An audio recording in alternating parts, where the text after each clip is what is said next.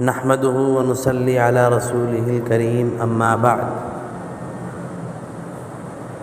مذہب نہیں سکھاتا آپس میں بیر رکھنا، ہندی ہیں ہم وطن ہے ہندوستاں ہمارا۔ محترم سامعین کرام، آج یوم آزادی کے موقع پر جامعہ فیض ناصر کے اندر حاضری کا شرف حاصل ہوا اور الحمدللہ طلباء طالبات کے پروگرام سننے کا موقع ملا۔ مزید یہ کہ پرچم کشائی میں شرکت کا موقع ملا اور کہا گیا ہے کہ چند باتیں یوم آزادی سے متعلق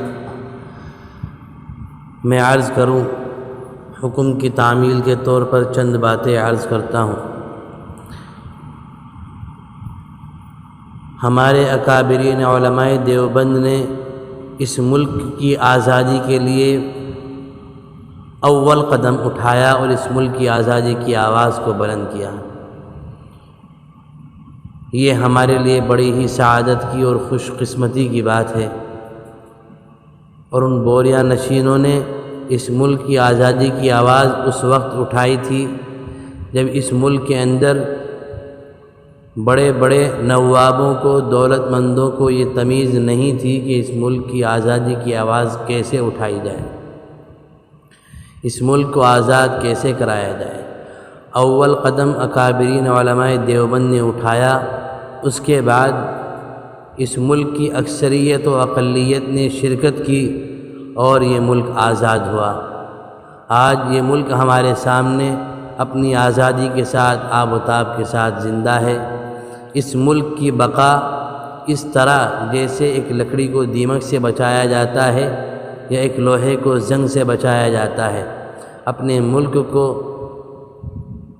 ناکارہ ہونے سے اور برباد ہونے سے بچانا ہے تو اس ملک کے ہر مذہب کے باشندے کو، ہر اقلیت و اکثریت کو محبت و پیار کے ساتھ آپس میں رہنا ہوگا،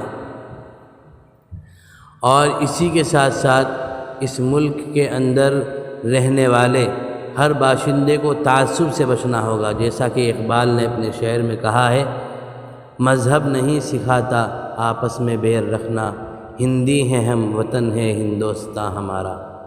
ہر ایک ہندوستان کے باشندے سے، ہر وطن کے رہنے والے سے یہی التجا ہے جامعہ فیض ناصر کے حوالے سے کہ امن و امان کے ساتھ، محبت و پیار کے ساتھ، الفت کے ساتھ اس ملک کو باقی رہنے کی محنت کریں، اس ملک کو بنانے کی محنت کریں، اس ملک کو باقی رہنے کی محنت کریں، اسی میں کامیابی ہے۔